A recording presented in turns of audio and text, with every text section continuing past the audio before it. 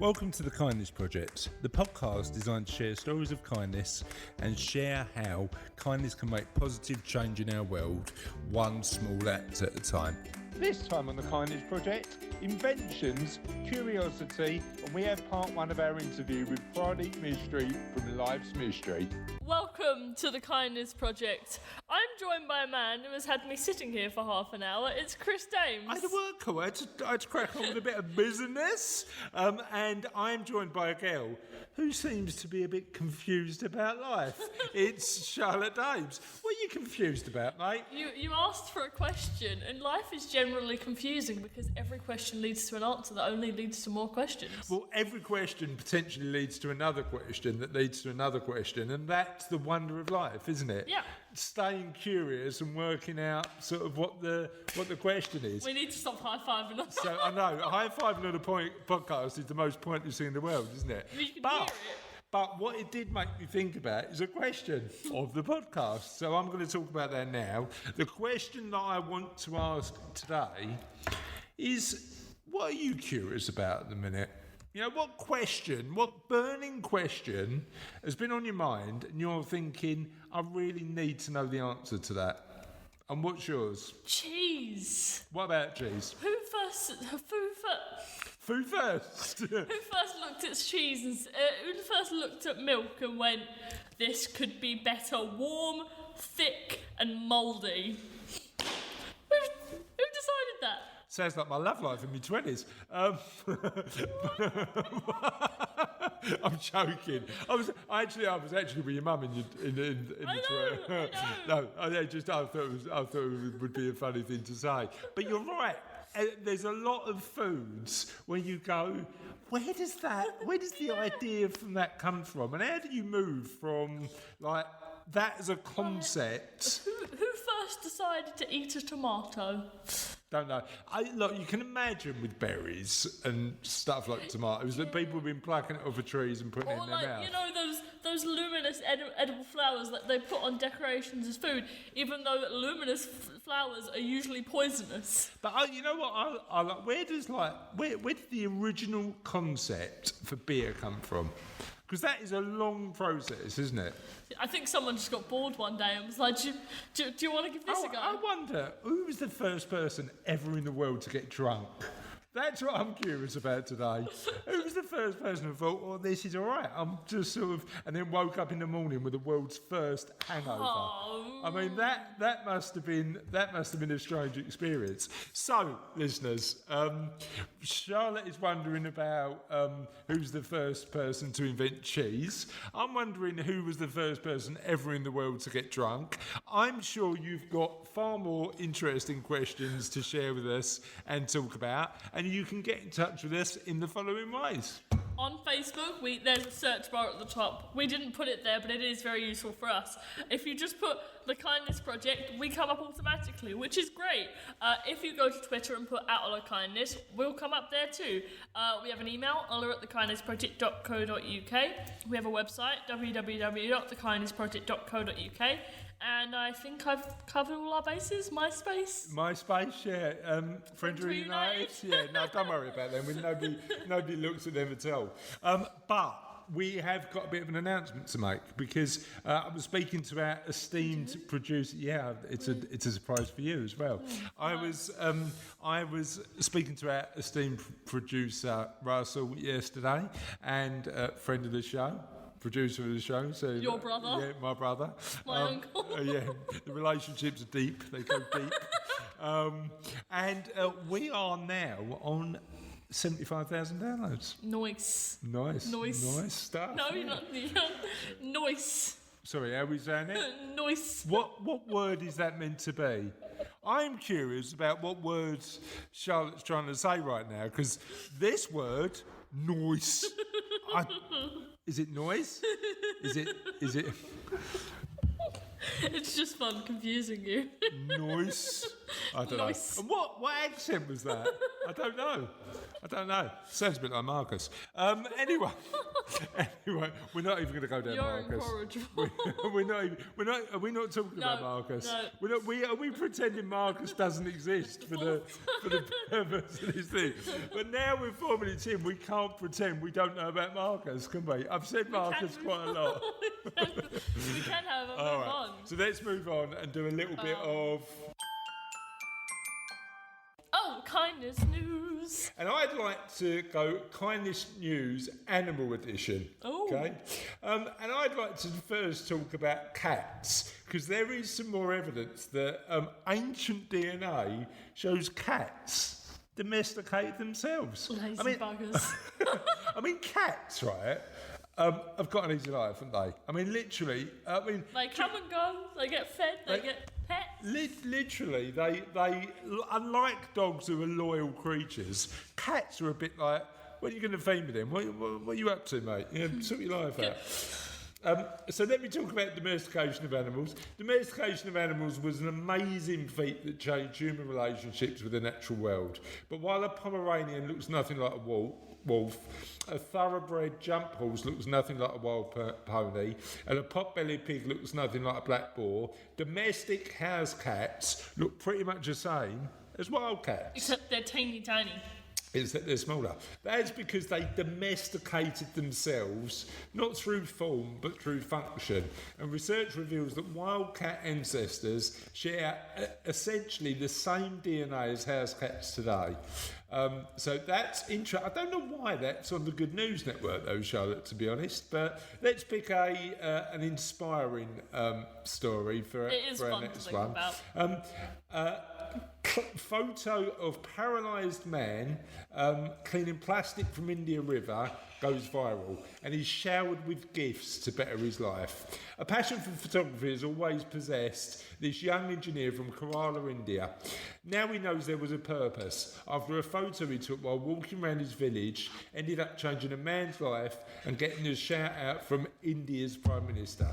Carrying around a rented camera searching for stories, Nandu K found nothing very interesting until one day he came across a bridge. I was always keen to capture images which had a story to tell, images which had life. I noticed a man rowing a boat and collecting something from the river, Nandu told the Good News Network. The old man was N.S. Rajapan and he's been plucking plastic bottles from the river for years to earn a meagre living. Paralysed since the age of 5 when he was struck with polio, his daily routine had been keeping the waterways of Vibhamanad Lake clear of plastic, all from the seat of a small boat. Without grudges, the 69-year-old would drag his legs a short way down the riverbank to the Meenachil River, after which he was free to wander the water in search of bottles. Filling his boat with plastic only earns him about 17 cents, but it's enough for a meal, and it's satisfying to know he's helping the environment. Somebody should remove the waste from the water, he said, and I am doing what's possible for me. You know what's interesting about that? The fact that this guy who's disabled knows that he can make a positive impact in the world and takes action to do that. So this photographer uploaded the story to the Pro Media Facebook page, and people began retweeting it saying, let's make this guy famous. The UN Environment, the director of the UN's Environment Programme, Eric Soheim, also did it. Indian Prime Minister Narendra Modi got involved and then was praising Rajapan's efforts, and then it went viral. And the elder worker got loads of gifts. So he got a new motorboat, courtesy of a local businessman.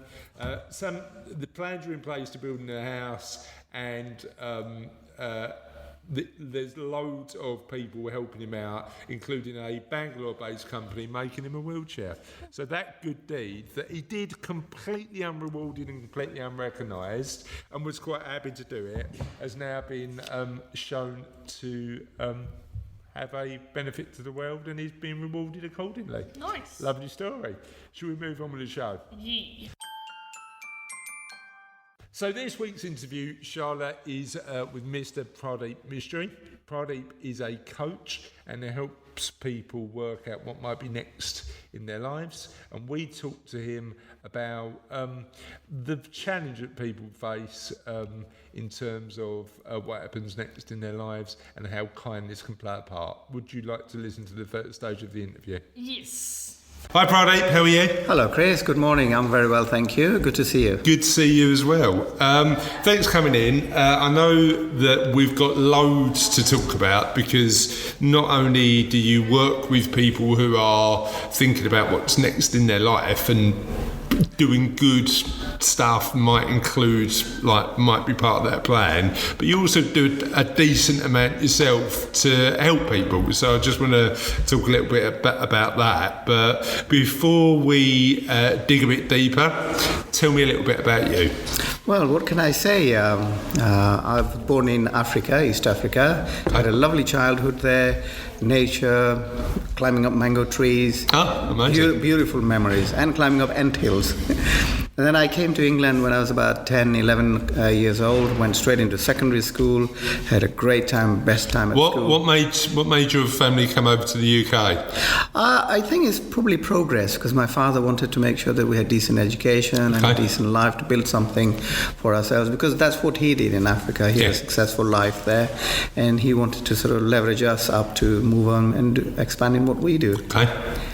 So, yeah, that was part of the reason coming here. But, school days were great. I was up in Yorkshire. I don't have any Yorkshire accent. I think I've lost that in time.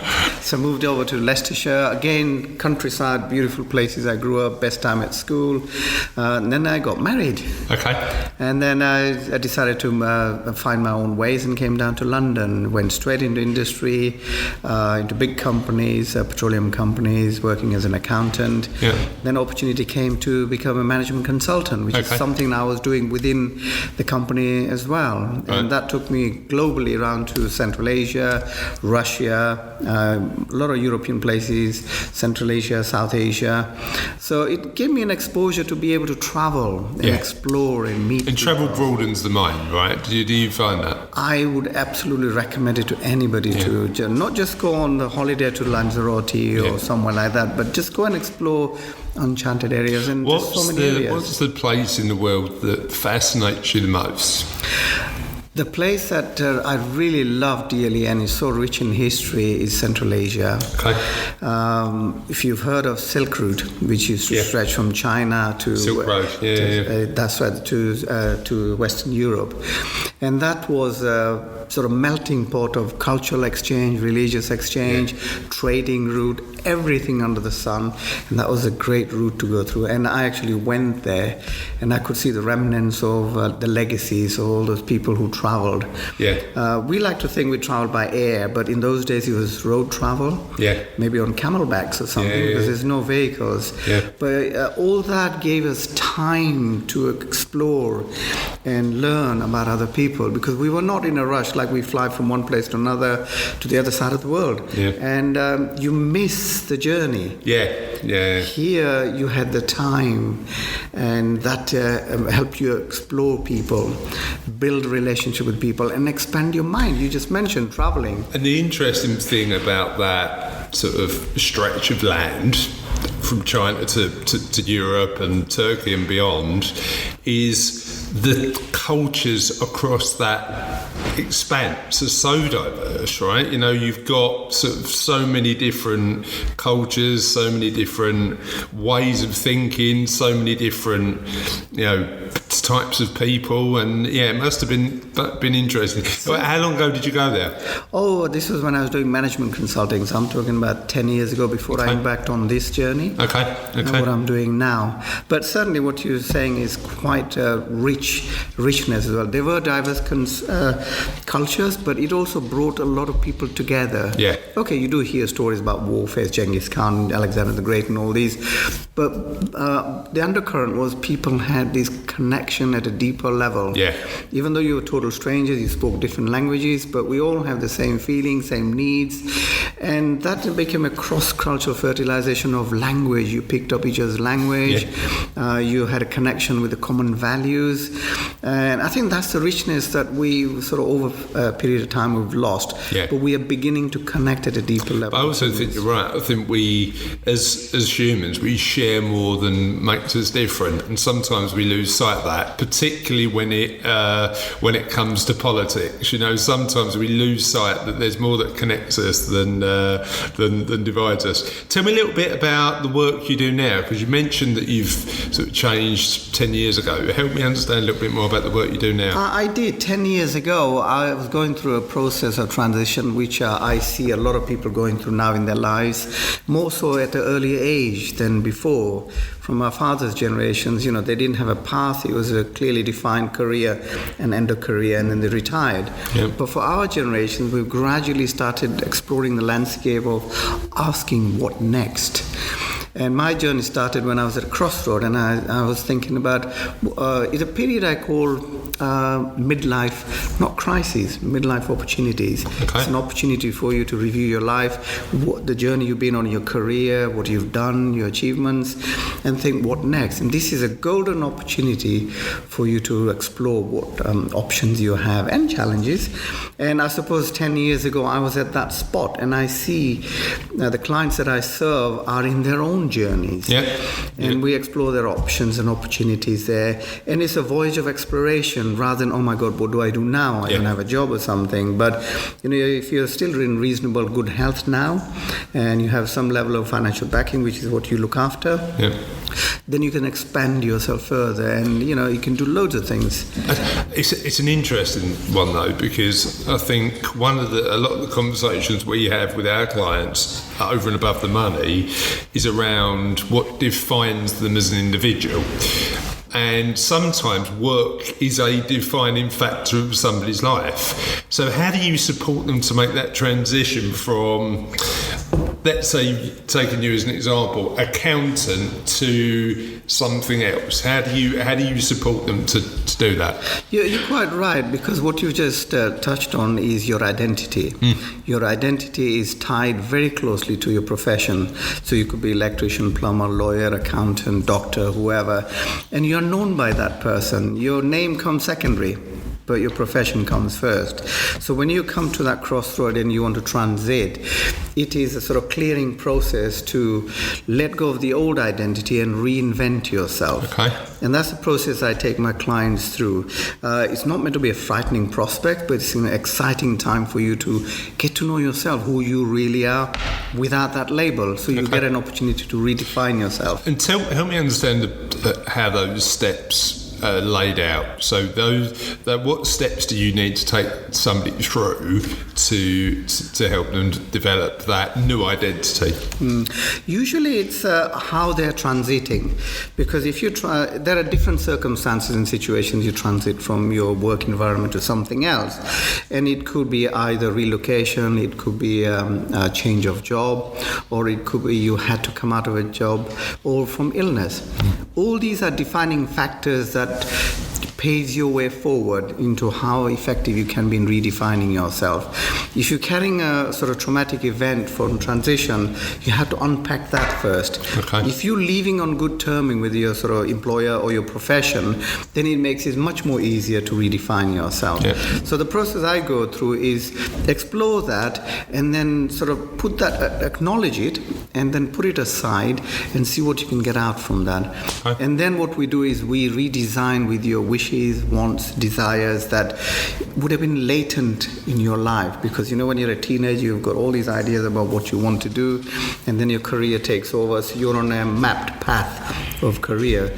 Now when you don't have that, you have to redefine yourself, and this is an opportunity for you to find your own footings and your own new identity to move forward. Okay, understand that. And when you're coaching somebody, how do you make sure that you're having a really good understanding of what they're aiming to achieve in their life? Listening. Okay. Listening is a skill, because usually with my clients, It's their life. So what we do is allow them the time and the space to speak their mind. They have a lot of things to talk about or say or offload, and that is where the key strength is, where I guide through the thinking process to see what actually comes out at the other end, because usually it comes out something like magical, because you start with some apprehensions or worries or concern about your life at the present moment and fear of the future. But as you start exploring, it paves a way to create something new. How important do you think continuous goals are? Because sometimes I suppose one of the things that you get about the world of work is that you've got either a financial target or an aspiration to achieve commercially, and sometimes those goals are lost when it can look like you're transitioning into something that isn't related to a financial target anymore. How important are establishing goals for people in that period of their life? Goals are sort of two types. There's a strategic goals and there are immediate goals. Your immediate goals is getting up in the morning, make sure you feed yourself and look after yourself. And those are automated. You do that without thinking much. So they're sort of low-level goals. Then you stretch yourself into, well, how am I going to spend my day today? What am I going to be doing? So that's on a daily basis. And then you stretch to a 12-month goal, which is a year. And we do that at the end of this time of the year, basically. Okay.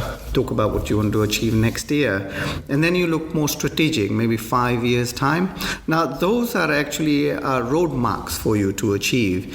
If you fall behind, then you have to start questioning why. Okay. Like you said, if there's uncertainty or you trip over the first hurdle, it can be quite disillusioning and it can be off-putting. But you need somebody to support you who believes in you that, yes, you've got the strength, you've got the ability to keep moving. Yeah, temporary failure is not permanent failure, is it? That's the thing. It's like, just get back on that horse and make sure you're okay. And what sort of, just give me an example, what sort of medium to longer term goals would you set for a client that you work with who is going through that transitionary process? The steps we do is, again, defined as baby steps. So you look at what is achievable now, and when you start walking slowly, you start building up momentum. I call traction. And then as you start gaining traction, you start expanding yourself with further goals, longer goals. And that's how we usually start, because when you start from a standstill, it's very difficult. It's a bit like trying to ride a bicycle from standing still. You need that extra push to get you moving. And what sort of medium-term goals would somebody select once they've started getting that traction? It's usually the needs and aspirations of the clients is based entirely around them. Okay. So let's say, for example, say they have health challenges now. So immediate issue to address is health. Yeah. So we explore what is it that they're doing now that's creating this unpleasant health or health challenges. Yeah. We address that. So once you address that, then you say, okay, now you're sort of a little bit more fitter. What else can you do? Yeah, because then you can stretch yourself and say, well, actually, I'm much more healthier now. I'd like to do something that I did, trekking, walking. Yeah. Set yourself a challenge. It could be a personal challenge or it could be a work-related challenge. Okay. So you could say, right, okay, I want to go and do something totally different to what I was doing from my previous career, but use the skills and talents from that to build on this, complementary skills. Gotcha, understand that. Tell me a story about the work that you're most proud of that you've done with a client. I guess it's, I have a lot of examples of it, but more recent one was, and I'm still working with him. I met him early this year when he was a very successful city executive. Money was no issue, had a very powerful career from an early beginning, from the sort of early 20s. His career just went on a high flight path. And at the age of about 56, he was thinking, what he's doing is sort of not having as impactful emotionally for him. Okay. And he was hitting a ceiling, so he wanted to stretch himself. So I met him about sort of 3 months after he officially retired and resigned from the corporate world. Okay. And he was in a place where he could see there's a lot of opportunities, but he was getting overwhelmed. So he was remaining stagnant. He's a bit like a rabbit in a headlight. And that was affecting his health. So simple question, I asked him, how's your weight? And he says, oh, I've put on 2 kilos. Right. No, not 2 kilos, almost a stone. Okay. And what was happening in his world was that he'd become stagnant and he was affecting his health. He was picking up unhealthy habits. So we engaged with him and then started addressing the immediate habitual patterns because he's going into unhealthy habits. And we reviewed that because he was becoming more aware of it. So he was consciously changing it. Yeah. Then from there on, we projected, okay, what can he do with the skills that he was bringing? And he did a bit of investigation and research, and he says, I can do loads of work in this extract area or certain areas. And I said, right, now's the challenge to pick and choose, because otherwise it gets overwhelming, got too many opportunities. Yep. So the challenge becomes choosing. So we started looking at something that he could do and contribute the most with his skills. So it was a step then into one role. And then because he still had a lot of time, it wasn't full time. So he took on what we call a career portfolio. So he was offering his skills in different sectors, in different areas. But I completely get that overwhelm. The opportunity sometimes is too big, and there's a paralysis that comes with that, where all you've got to do is just take the one next baby step as you started to get to a point where you can do that. Yeah, no, it's interesting. How did he overcome that overwhelm? Was it just taking that first step and encouragement from you, I'd imagine? His paralysis was choosing because he was overwhelmed with the opportunity. So he just had to choose something, didn't he? And he wanted to do loads of things, but he was struggling to choose which one. Yeah. And by choosing at least one or two of them, the next thing was taking the steps to actually do it. Action is very important after choosing something. When you make a decision, there's an action steps to take. If you don't, then you're still going to remain there. It's no. And that action is creating a momentum in your life, physically and mentally, which means that you're building tractions. So one thing leads to another. And at the moment, he's had loads of opportunities in the areas that he chose, because they could see he has a lot to offer. So there's a lot of call on his time. But again, he could quite easily get carried away by that call. So he took a step back again, or we took a step back and decided to do it in his own way, in his own time. And that worked very well with everybody else. They respected his decision. And it was more welcoming for them that he was being honest about it, and it helped him so he doesn't go into a routine of other people's priorities, his own, and then also fulfilling other people's needs as well. Okay, cool. I know that sort of you do a lot of charity work yourself, and we're interviewing you for the Kindness Project today. So I want to talk a little bit about the work you do for others. But before we do that, I'm curious, how much of a factor is given to, like, if you're working with a client and money's no object, they financially they're sorted, how much of a factor is given to others part of that transitional process, and is that included in part of the plan often?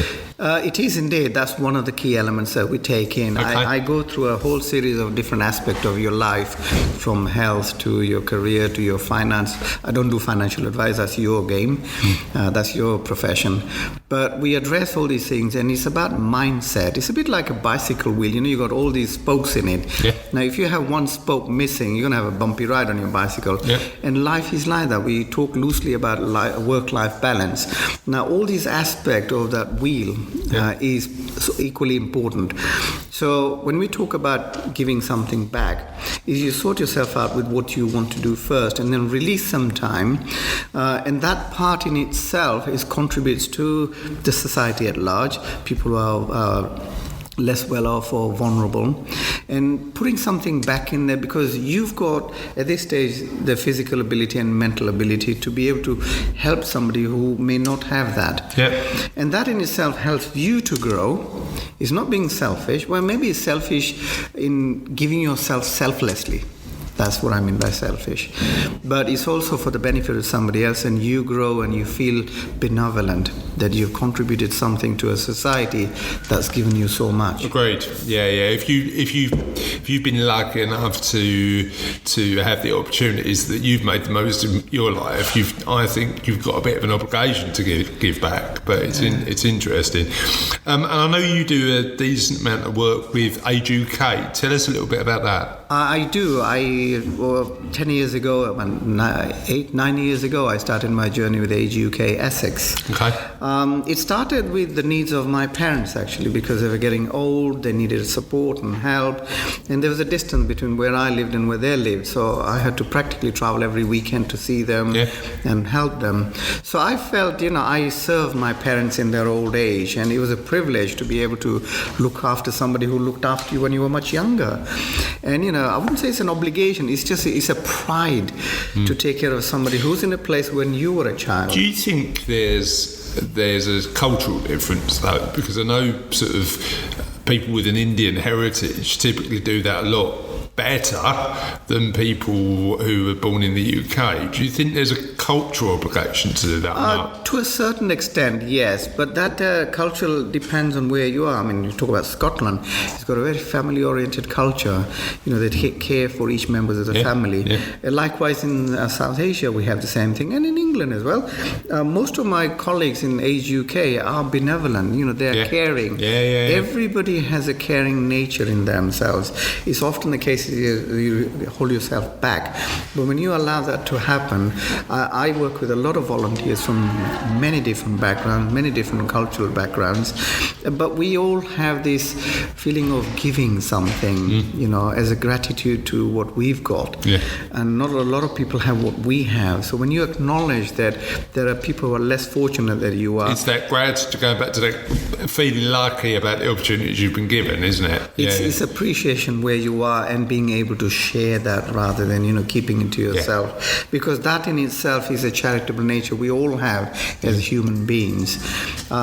We get in places sometimes in our lives where we need somebody's help, and it may not be financial help or financially costing, but all you need is somebody to say hello to you, and that can break the ice. It doesn't cost you anything, but that human interaction can break your cycle of despondency if you're in a dark place. Just some support is fundamental, isn't it? Just think, when you're in a dark place and somebody smiles, what do you see the first thing?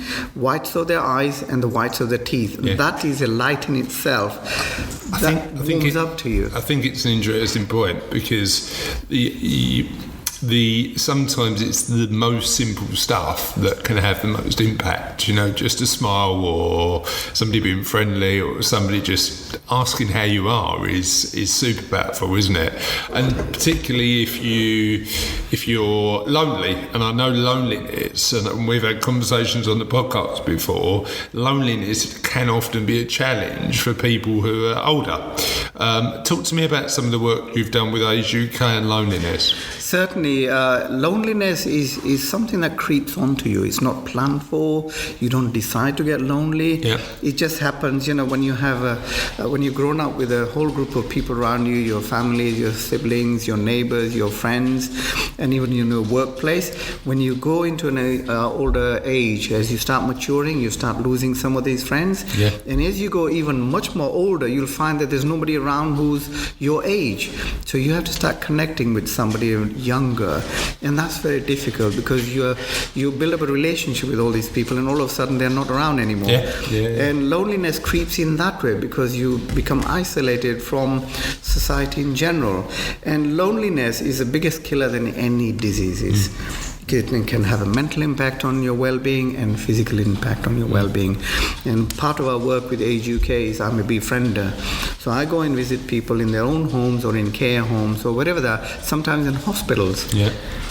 Because they don't have anybody else around them. The families have grown, they make their own ways, and maybe they've moved away out of the area.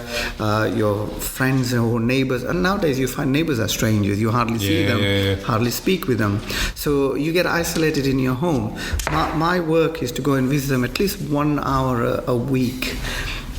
And that that's something that stimulates them, that, they're not lonely, there's somebody coming to visit them, a friendly face, somebody to talk to. So whatever is on their head, they can take it off. And I've been through so many different people, and it's given me so much joy to see them just brighten up. Yeah. Sometimes you get into a space, dark space, where it wasn't by choice.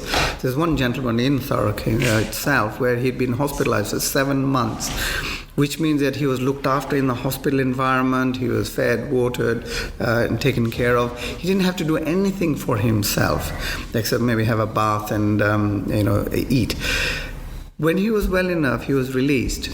And he'd forgotten what it was like to be independent, because he became so dependent. He was so petrified that he wouldn't open the curtains up, he wouldn't put the TV on or the radio, thinking he would be disturbing the neighbors. And he became isolated in his own home, imprisoned. Yeah. And it just happened that one of the carers was kind enough to say, I think you better speak with somebody. And that's when he reached out to Age UK, and my coordinator took me over there to meet him first time, and we just talked generally. And we agreed whether we usually leave it with them to decide whether they'd like me to come back again. And he said, yes, I'd like you to come back again, because he found it so relieving and to talk to another human being. Yeah. And for 2 months after being released from hospital, he wasn't going out. When I met him the following week, I went to see him, had a nice chat with him in his place. We opened the curtains up, switched the light on. So it brought a bit of light in his life. Yeah. So following week, I said to him, look, you decide what you want to do. The following week I went there, and he was completely dressed, really suited and booted, and he had a satchel in his arm, and he said, I want to go and pay my bills. Okay, so something as simple as that, Something right? as simple as that. Yeah. And that was a journey in itself. We went to the bank he normally used to go to. This was about 8-9 months ago, and he hasn't walked into the bank for that long. We went to the post office to pay the bills, and along the way he met people who felt that, he'd moved out of the area. And he started reconnecting and engaging with the people he knew. And in between my meetings, he started going out on his own. Simple thing, really. I asked him, why didn't you go out on your own? And he felt that if he was walking on his own and he tripped or fell, it was a fear of what would happen. Yeah. Or even if there are youngsters walking by or running by and they clipped him and he fell over, it was that false sense of fear that he had.